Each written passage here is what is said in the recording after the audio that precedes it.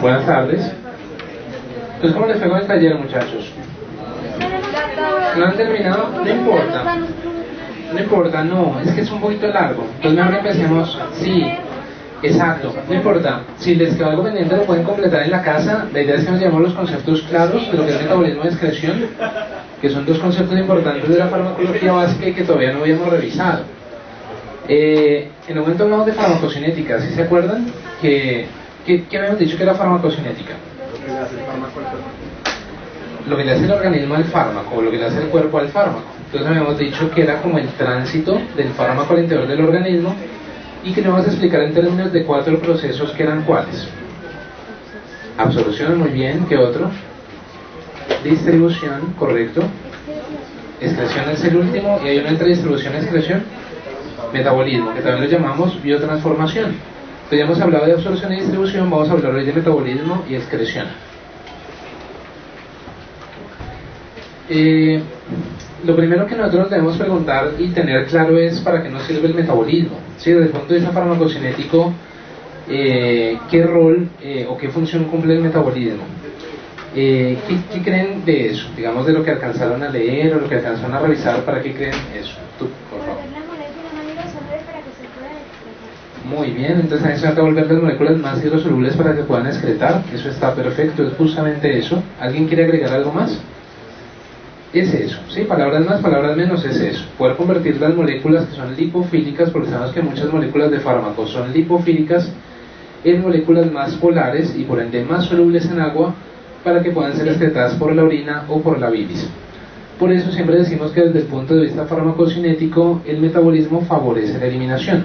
Si bien el metabolismo no es eliminación como tal, sí es un proceso que precede a la eliminación y facilita la eliminación.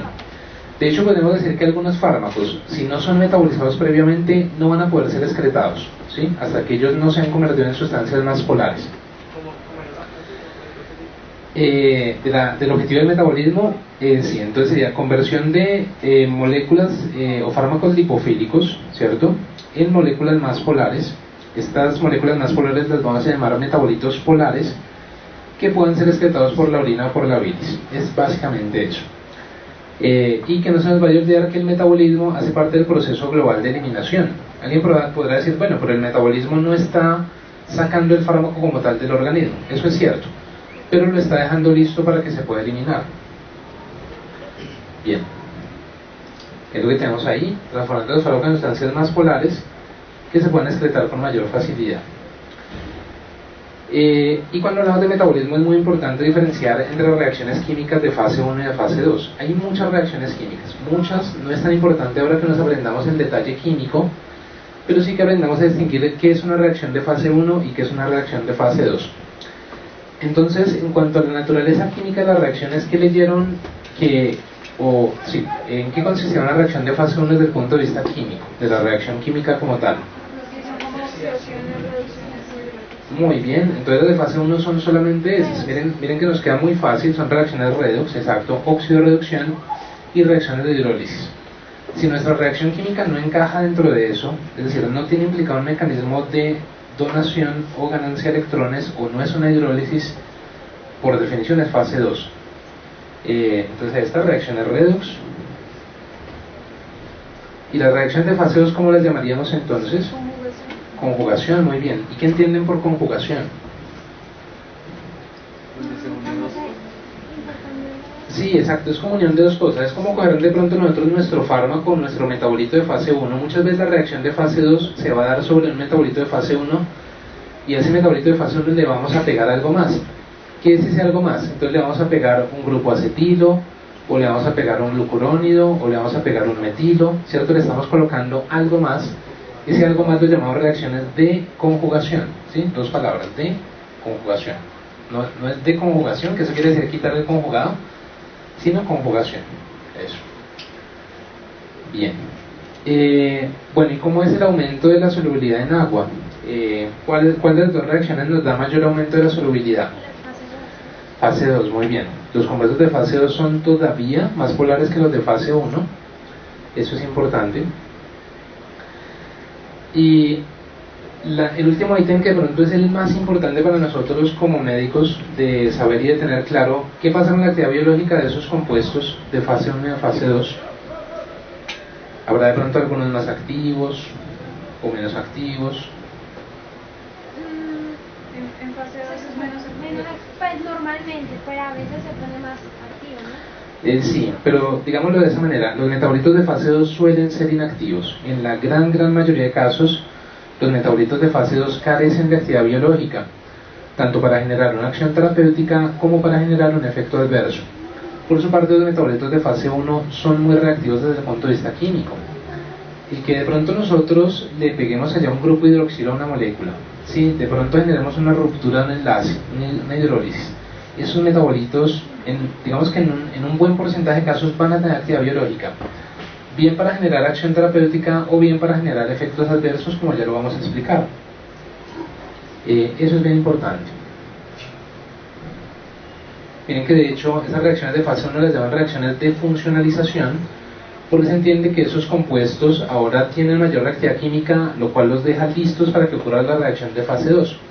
Un ejemplo muy bueno es el de la fenitoína que tenían en el taller, en el que uno veía que esa hidroxifenitoína, esa 4-hidroxifenitoína, quedaba lista para la formación del glucurónido, si no estoy mal.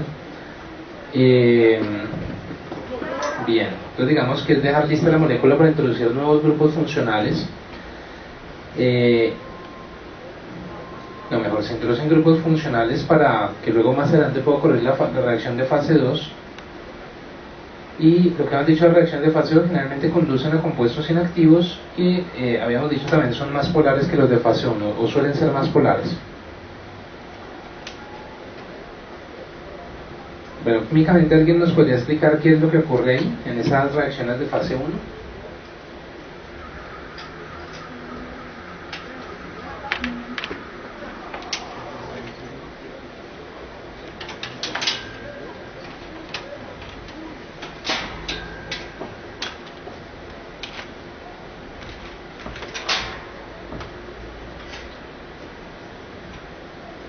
A ver, ¿qué ven ahí?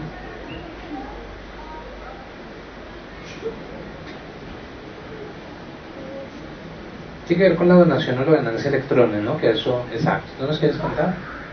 Profe, lo que entiendo, ¿sí? Hay una reacción redox donde el hierro se oxida, es decir, que dona sus protones, sus electrones, perdón. Sí, sus electrones. El hierro dona sus electrones y entonces termina reducido. Y lo que es que lo dona para poder como que inactivar más el fármaco, ¿sí? Sí, está perfecto. Digamos que básicamente es un sistema de transferencia de electrones. Esto es catalizado por la por la superfamilia de enzimas citocromo P450, que a su vez tiene varias isoenzimas. Ya vamos a hablar un poquito más de eso. Digamos que la transferencia de electrones está relacionada con lo que esté pasando allí. Si de pronto se está ganando un grupo hidroxilo o de pronto la molécula se esté oxidando. Y necesariamente el proceso pues va acoplado a la interconversión de hierro férrico en hierro ferroso, es básicamente eso. Porque el CYP, la familia del CYP es una hemoproteína, es una enzima que tiene hierro para poder funcionar. Las reacciones de hidrólisis básicamente serían reacciones de ruptura, ¿sí? Ruptura de enlaces. Nos están diciendo acá reacción química entre una molécula de agua y otra molécula, en la cual la molécula de agua se divide y los átomos pasan a formar parte de otra especie química. Aquí tenemos, por ejemplo, una molécula de sacárido que por acción del agua o en cuanto a entrar en contacto con el agua, pues se convierte en dos moléculas de monosacárido. ¿Dónde creen ustedes, pensando en eso, en que es necesaria la acción del agua para que se den esas reacciones de hidrólisis, en qué parte del organismo creen que van a ocurrir? En la sangre, exacto, en el plasma, muy bien. Generalmente se dan en el plasma, a veces en los tejidos, pero el plasma va a ser el sitio principal de ocurrencia de esas reacciones de hidrólisis. Así, por ejemplo, la conversión de ácido acetil salicílico. ¿Qué es ácido acetil salicílico? Aspirina, muy bien. Esa conversión a salicilato ocurre en el plasma, fundamentalmente. O la hidrólisis de los anestésicos locales tipo éster como la procaína ocurre fundamentalmente en el plasma o en los tejidos donde nosotros hemos colocado ese anestésico. Pero no se requiere del hígado para que estas reacciones puedan tener lugar. son independientes del hígado, digámoslo así. Mientras que estas que acabamos de ver se ocurren a nivel hepático fundamentalmente, estas de oxidorreducción. Bien, en la reacción de conjugación básicamente lo que vamos a tener es la ganancia, ustedes lo decían, de un compuesto adicional que aquí aparece como X, ¿cierto? CX sería, digamos, el compuesto donante, X va a ser la parte de la molécula que se va a donar y que se va a acoplar a ese sustrato que tenemos como R, de tal forma que Rx sería nuestro fármaco, ¿cierto? O sustrato con el grupo transferido para dar un sustrato conjugado. Creo que aquí lo podemos ilustrar ya con nombres propios en el caso de la fenitoína. ¿Qué tenemos arriba? Una molécula que es muy lipofílica. Si miramos esta estructura química, la difenilhidantoína, molécula que es muy lipofílica. ¿Alguien sabe para qué se usa esa fenitoína? Bueno, es un anticonvulsivante, ¿cierto? Lo empleamos en algunos tipos de epilepsia. Miren que justamente esa propiedad de ser tan lipofílica es lo que le brinda la posibilidad de atravesar bien la barrera hematoencefálica y poder bloquear los canales de sodio en el cerebro. Y entonces nos están diciendo que ella sufre una reacción allí en la que, ¿qué ocurrió? Comparemos la molécula de arriba con la molécula de aquí del medio. ¿Qué diferencia van entre una y la otra? Exacto. La ganancia de un grupo hidroxilo en la posición 4 del anillo aromático inferior. ¿Eso qué connotación podrá tener desde el punto de vista físico-químico? Muy bien, ahora es una molécula mucho más polar. Esta es una molécula que ya empieza a salir por orina. Les cuento además que en este caso puntual 4-hidroxifenitoína es una molécula inactiva. O sea, en este caso el metabolito que se está generando allí no bloquea el canal de sodio, no tiene actividad anticonvulsivante, aunque 4-hidroxifenitoína sí se ha visto implicada en algunos efectos adversos de fenitoína. Sí, se ha visto implicada, por ejemplo, en la hiperplasia gingival. Vemos que a estos pacientes se les agrandan mucho las encías como consecuencia del tratamiento en hiperplasia gingival, que de hecho es característica del uso de fenitoína. Las reacciones dermatológicas también pueden estar relacionadas con este compuesto, ¿cierto? Con este metabolito. Entonces, ¿qué fue lo que ocurrió allí en cuanto a la reacción química? Si hay una reacción redox, yo entendería que queda una ganancia de un electrón, ¿sí? Porque este tiene carga negativa, seguramente es una reducción, pero entonces será una reacción de fase 1, muy bien, reacción de fase 1. ¿Y qué tenemos más adelante? ¿Qué vemos que le pasó a esa molécula de 4-hidroxifenitoína? Una conjugación, exacto. ¿Y con qué se conjugó?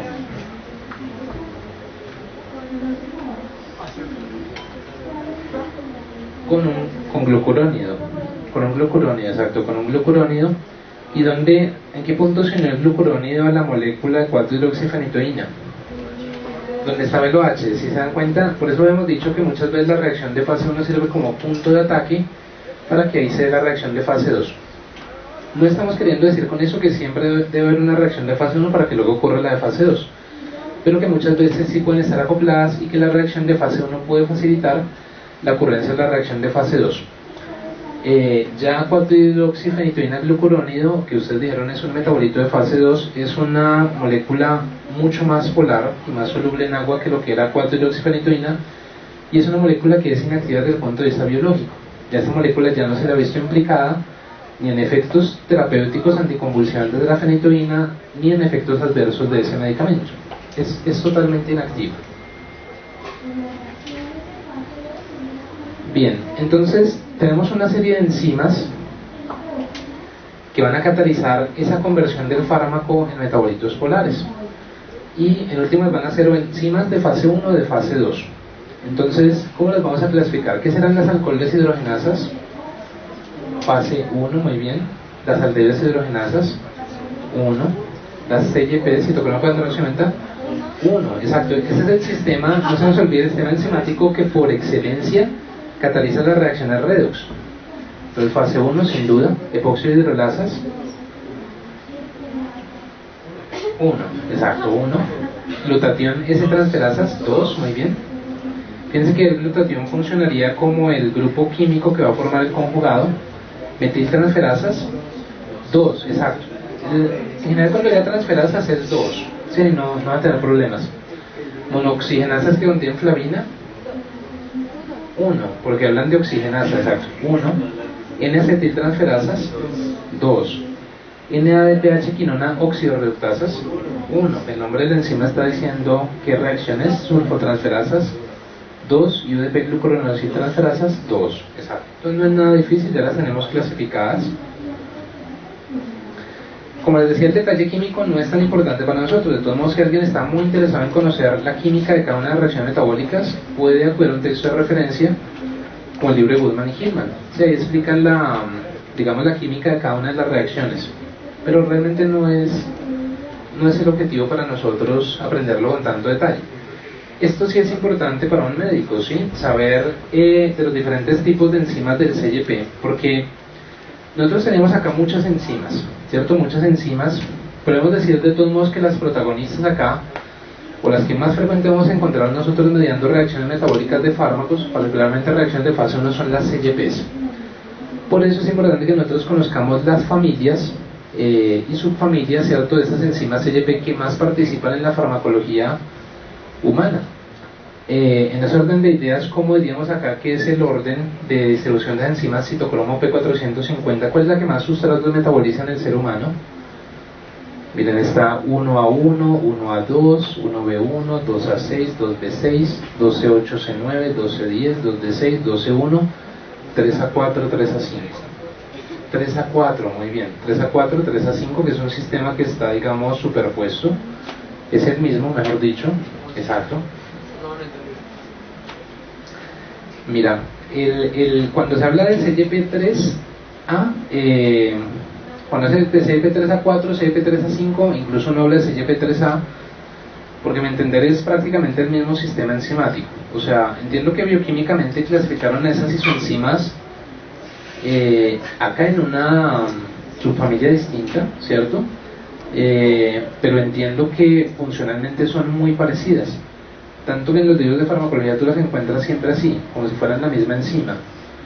¿Qué te digo yo? Es como que molecularmente podría haber una variación muy pequeña, pero en la práctica es el mismo sistema. Lo mismo pasa acá con CYP 1289. Sí, pueden ser un poquito distintos, pero los sustratos son los mismos. Porque es la que tiene más fármacos. Cuando tú revisas el listado de sustratos para los CYPs, el CYP3A fácilmente puede tener, voy a especular un poco con las cifras, pero es una enzima, que fácilmente podría metabolizar 100, 150 fármacos distintos de interés en farmacología humana, ¿sí? Por ejemplo, por ahí van las estatinas, ¿sí? Se han escuchado pronto de la lovastatina, estos hipolipemiantes. Por ahí va la carbamazepina, por ahí va uno de los isómeros de la warfarina, por ahí va, ¿qué más les digo? Antimicóticos azólicos, ¿sí? El tipo del ketoconazol, fluconazol van por ahí. O sea, realmente sí tienen muchos sustratos. Es la que más fármacos metaboliza. ¿Y seguida de cuál? ¿Qué dicen? 2D6, 12A8, C9, 2D6, si es la que le queda importancia. Por 2D6, por ejemplo, van los beta bloqueadores, muchos hipofármacos van por 2D6. 12A8, C9 tiene al isómero principal de la warfarina, tiene, por ejemplo, a los AINES, ¿sí? Antiinflamatorios no esteroideos, y en ese orden seguirían CYP1A1, A2, CYP1210 y los demás sistemas. Sí, por favor. Una pregunta, si se supone que lo que está el último número que está ahí es de la subfamilia, entonces ¿por qué aparece como 4 libros y luego aparece 6 al último, o sea, en la segunda? ¿Me explico? No me explico. ¿Acá? Ajá. ¿Por qué aparece un 6 ahí y aquí aparece 4 quintos y se pone, o sea, ¿cómo así que la subfamilia 4 quintos estamos viendo? Sí, es que no es 4 quintos, sino lo que le explicaba a tu compañero. Estos son molecularmente son dos sistemas distintos, CYP3A4, CYP3A5. Como funcionalmente son lo mismo, ¿sí? Digamos que aunque molecularmente ya puede haber algunas diferencias, pero funcionalmente se comportan de manera muy parecida, tú lo referencias así. A ver qué ejemplo les puedo dar ahí.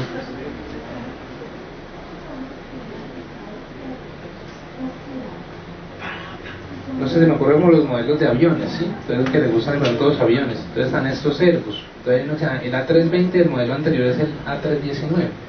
Pues son aviones son prácticamente idénticos. Lo que pasa es que el otro tiene 20 sillas más, pero básicamente son el mismo avión. Entonces tú lo podrías referenciar como Airbus A319, A320. Es como lo mismo, ¿sí? No importa. No importa porque es, o sea, funcionalmente es igual. Entonces siempre lo vas a encontrar referenciado así.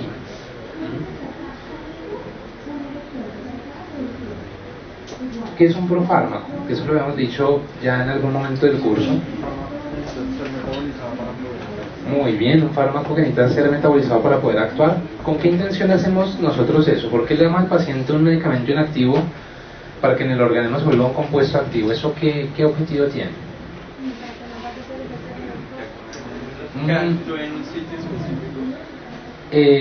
Puede ser, me quedo más aquí con la propuesta de... Tú eres... de Andrea, que ella está diciendo el efecto del primer paso. Realmente lo que uno quiere es compensar el alto efecto del primer paso que tienen algunas moléculas y aprovecharlo para obtener un beneficio terapéutico. ¿Cómo es eso? Miren, por ejemplo, tenemos aciclovir, ¿sí? Aciclovir que lo empleamos para el manejo de infecciones por virus herpes.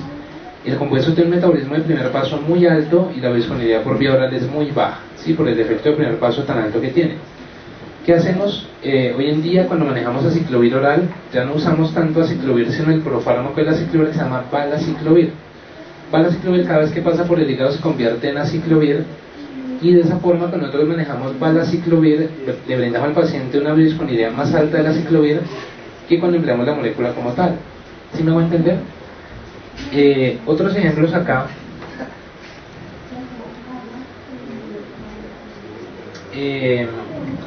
Levodopa es un ejemplo muy bonito. ¿Alguien sabe la que empleamos es al levodopa? Parkinson, muy bien. ¿Y qué pasa en la enfermedad de Parkinson?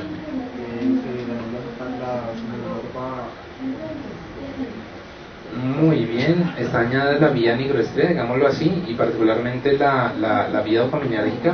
Hay una, digamos, disminución muy importante en la liberación de dopamina a ese nivel que condiciona una serie en el paciente. ¿Cómo es la clínica de un paciente con Parkinson? ¿Cómo espera? O sea, ¿disminuye? Disminuye porque se han destruido las neuronas dopaminérgicas. Siento que hay mucha menos dopamina de la que debería haber. Digamos, o sea, con las drogas se supone que sacan más dopamina. Si uno, pues digamos, droga a una persona con Parkinson, el efecto pasaría por un momento. Es posible que momentáneamente le logres mejorar la sintomatología, sí, mientras tú vas a aumentar la liberación de dopamina, pero no creo que sea un efecto que se mantenga en el tiempo. De pronto mientras está usando las drogas, si es por ejemplo, una anfetamina, ¿sí? Que aumenta la liberación de catecolaminas, tal vez mejore un poco el cuadro clínico mientras esté usando esa sustancia. Es posible. Ella preguntó sobre qué podía pasar con el consumo de drogas en pacientes con enfermedad de Parkinson que tengan como mecanismo de acción aumentar la liberación de dopamina en la hendidura sináptica. Entonces decíamos que posiblemente mejore el cuadro clínico, pero es un efecto transitorio. Bien, entonces, ¿qué le queremos? Bueno, la clínica que no me respondieron ahorita, son pacientes que básicamente se presentan con aquinesia, ¿sí? Es decir, lo que uno ve es pobreza de movimientos, o sea, fácil inexpresiva, al paciente le cuesta trabajo moverse, siendo abuelitos que de pronto ustedes ven por ahí con el caminador, que casi no pueden andar, y hay como que ayudarles a dar el paso, les cuesta mucho hacer los movimientos, incluso sentados pueden tener inestabilidad, se van para un lado, ¿sí? Tienen problemas en el control postural también. La quietud de hecho condiciona en ellos una serie de complicaciones a largo plazo, fenómenos de tromboembolismo, neumonía, ¿cierto? Entre otras complicaciones. Entonces, ¿qué queremos hacer con la dopamina en ellos? ¿Qué queremos hacer? Aumentarla, disminuirla, aumentarla en el cerebro, particularmente el nigroestriado. Pregunta, ¿alguien sabe por qué no les damos entonces dopamina directamente? Más que eso, bueno, es posible que se degrade, pero fíjate que más que eso es que se degrada sin haber llegado donde tiene que llegar, y es que dopamina como tal no atraviesa la barrera hematoencefálica. Que usamos nosotros el precursor de la dopamina que se llama levodopa para que en el cerebro se convierta en dopamina. Entonces es un ejemplo de profármaco. Bueno, profármaco, una molécula inactiva que esperamos se convierta en una molécula activa en el organismo a través del metabolismo. Bueno, me imagino que notaron todos estos factores dentro de lo que serían la posibilidad de tener modificaciones en el metabolismo, la edad, el género, la comorbilidad, los factores fisiológicos, la genética y los factores medioambientales. Eso para que tengamos en cuenta que finalmente cada paciente es diferente, ¿sí? Y casi que cualquiera de estas circunstancias que tenemos acá podría generar o llegar a generar unos cambios en el metabolismo. Seguramente no solo en el metabolismo, sino en toda la farmacología y en la forma como el paciente asimila ese fármaco y cómo va a responder a esa medicación. ¿Qué pasó? Bien, un ejemplo, yo no sé si ustedes tengan de pronto un alternativo, pero este es un ejemplo clásico en el que la edad está condicionando un cambio muy importante en la respuesta a la terapia. ¿Qué es eso? Síndrome del niño gris por cloranfenicol. ¿Qué piensan ustedes de la expresión de enzimas hepáticas de metabolismo de fármacos al momento del nacimiento? ¿Podríamos decir que es la misma que la de un adulto? Yo creo que no, exacto, no es la misma, porque nacemos con inmadurez de los mecanismos de metabolismo hepático de excreción renal, sí, hablando de la parte puramente farmacológica. ¿Qué pasa? No se metaboliza el cloranfenicol, que es un antibiótico, y va a generar un cuadro de vómito, anorexia, taquipnea, distensión abdominal, cianosis, flacidez, la coloración gris. Miren que la mortalidad de esta coloración es hasta el 40%, o sea, 1 de cada 2 niños que hacen síndrome del niño gris se va a morir por esa complicación. Obviamente el cloranfenicol es un fármaco que estaría contraindicado y está contraindicado en recién nacidos. Es un antibiótico. Aquí otro ejemplo, el halcón bencídico, que es un excipiente que encontramos en diferentes medicamentos. Vemos que ahí está un poco la reacción metabólica, se ponga con glicina para formar ácido hipúrico. El recién nacido que no lo puede metabolizar adecuadamente va a acumular el compuesto. Normalmente la vía metabólica nos habla de oxidación ácido benzoico y conjugación con glicina para formar ácido hipúrico. Esa sería la ruta metabólica normal. Cuando el recién nacido no lo puede metabolizar por la inmadurez metabólica que hemos mencionado, se acumula y genera el llamado síndrome Gaspin que tenemos ahí, que consiste en eso: depresión del sistema nervioso central, acidez metabólica, respiración jadeante, trombocitopenia, insuficiencia hepatorenal, convulsiones, hemorragia intracraneal, bradicardia, colapso cardiovascular y la muerte. Eso para que veamos que incluso reacciones adversas a medicamentos fatales pueden ocurrir como consecuencia del uso de un medicamento a una edad en la cual no deberían emplearse. ¿Qué piensan del anciano y del metabolismo de los fármacos? Está disminuido, exacto, porque es la disminución de la reserva fisiológica con la edad, para diferentes órganos, ¿sí? El hígado es uno de los órganos,